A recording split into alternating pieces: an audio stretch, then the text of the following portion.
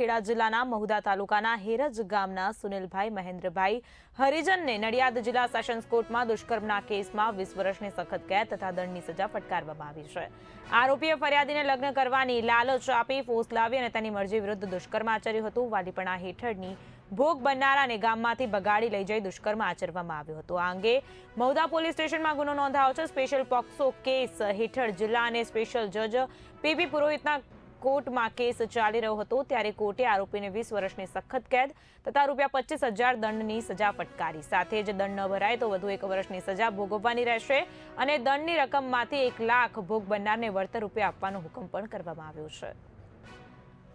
હું રાહુલ જી Brahmbhatt, Nadiad district court સરકારી વકીલ। આજ રોજ નડિયાદ ડિસ્ટ્રિક્ટ કોર્ટમાં પીપી પુરોહિત સાહેબની કોર્ટમાં મહુધા તાલુકાનું હેરંજ ગામનું પોક્સોના કેસમાં 20 વર્ષની સજા પડેલ છે, જેની વિગત નીચે પ્રમાણે છે।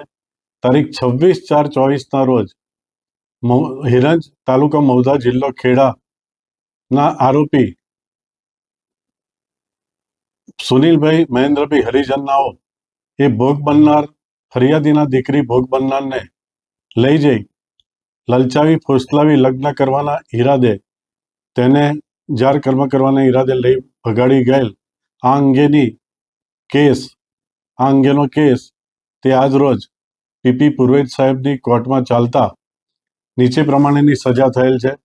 આરોપીને 20 વર્ષની સજા અને 25,000નો દંડ ન ભરે તો 1 વર્ષની સજાનો હુકમ ફરમાવેલ છે। વધુમાં ક્રિમિનલ પ્રોસિજર કોડની કલમ 357 મુજબ દંડની રકમ વળતર પેટે ₹1 લાખ ભોગ બનનારને આપવાનો પણ હુકમ કરેલ છે।